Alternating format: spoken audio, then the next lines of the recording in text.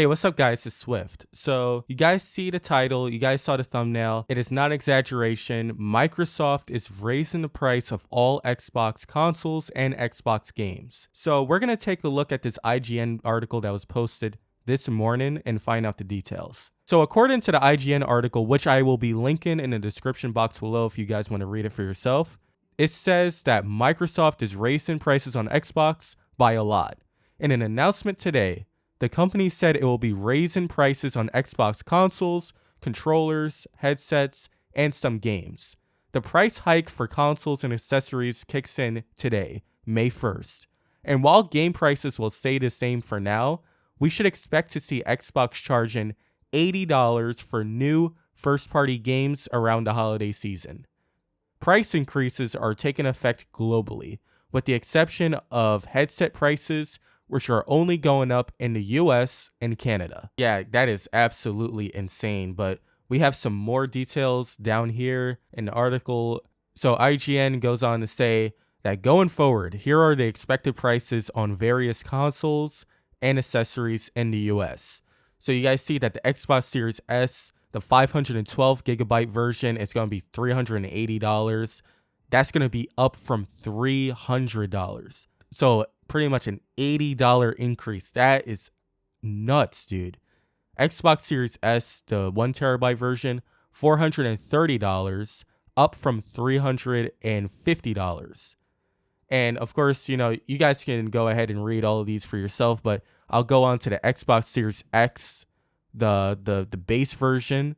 That one is $600, and that went up from $500. So that went up $100. That is insanity. And of course, Microsoft issued a statement to IGN explaining why the prices are increasing. We'll take a look at that and then we'll come back and discuss the situation. We understand that these changes are challenging and they were made with careful consideration given market conditions and the rising costs of development. Looking ahead, we continue to focus on offering more ways to play more games across any screen and ensuring value for Xbox players. That is complete nonsense, but like I said before, we'll get into that later. By the way, guys, if you're enjoying the content so far, please consider leaving a like and subscribe to the channel. Let's get back to the video. And IGN went on to mention a few games that could potentially cost $80, such as the next Call of Duty, the new Fable, and the Perfect Dark reboot. Okay, so with that out of the way, here's my thoughts on this situation. Honestly, I'm not surprised. You guys know that I've been making videos about the gaming industry for not super long, but you guys have seen my previous videos. You guys already understand my stance on this.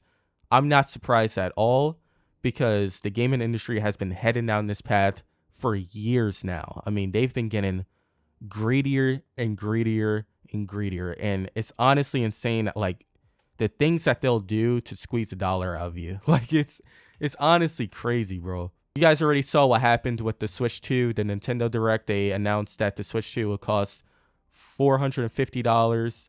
And not only that, but the new Mario Kart games. And of course, we can assume that all of the Nintendo first-party games, they're going to cost $80.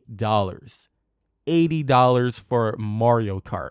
Like, and again, I'm not saying that Mario Kart is bad or anything, like, but $80, really? You telling me that there's people out there who's gonna pay $80 for Mario Kart? Of course there will. Like, of course there will. But me personally, I just can't imagine spending $80 for Mario Kart, Mario Party, Kirby. Like, I honestly can't even picture that. But you got that going on, and I know a lot of people, and Microsoft touched on this briefly in this IGN article here. I know that people are going to blame outside factors such as the tariffs, the market conditions, and stuff like that. Honestly, I just don't buy it because companies, they've been getting, like I said, companies have been getting greedier for years now. And they've been raising prices and they've been finding new ways to nickel and dime the players for years. So that's why I have a hard time believing that outside factors are really like forcing Microsoft's hand here. Like, they really didn't want to raise the prices. But if you guys remember, like, Microsoft, they've been kind of teasing players by like raising the price of Xbox Live, or at the time it was called Xbox Live, and then people got outraged and then they walked back on it. I think they were just testing the waters, right? They were just testing the waters to see what they can get away with. But it's not just Microsoft. I mean, you see companies such as Take-Two, who they were pretty much the first ones to make games $70. I mean, if you guys remember NBA 2K21, that was the first one to go from $60 to $70. And then after that, the industry, they saw how successful NBA 2K21 was, unfortunately, and they decided to replicate that. And that's how we got the $70 industry standard, right? And of course, we've been hearing a lot of rumors about GTA 6 costing $100. And a lot of people didn't take that seriously, which I don't understand why. Like, why would you not take that seriously? Because GTA 6 is like the most anticipated game ever, right? Like, it's going to break records upon records, as much as I hate to think about it. And it's not that I don't like GTA. I mean, you guys see here on the screen, I'm playing GTA like right now. But it's because GTA 6 is such a highly anticipated game that they can pretty much do whatever they want and they're still going to break records. Why would Rockstar, like, after seeing, you know, games going from $60 to $70, you know, now games are going to cost $80. Now they're seeing that, you know, a bunch of lazy remasters are coming out and they're charging like $50, $60 for that, and people are still buying it up. Why would they not look at GTA 6, which is going to be the biggest game ever? Like, that's not even like, it may be the biggest game. It may potentially be the biggest game. No, it's going to be the biggest game ever.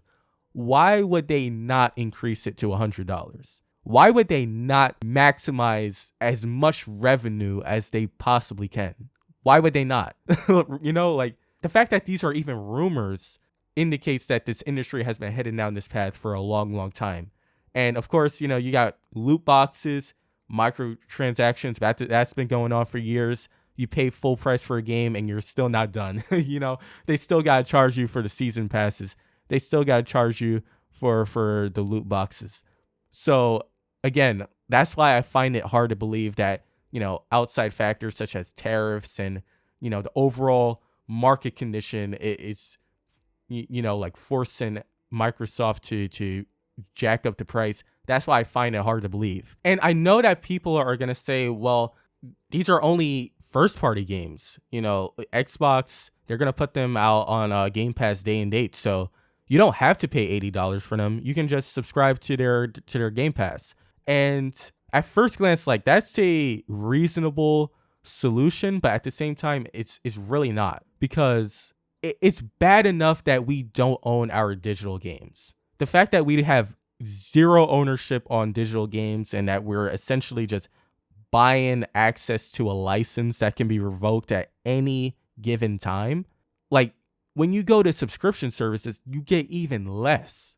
Like, the very, very little ownership that you have of digital games, you don't have that anymore with subscription services. And of course, you know, that $10, $12, $15 a month, whatever you pay for these services, they add up over time. So you're going to end up paying a lot of money just to play like a few games that you're interested in.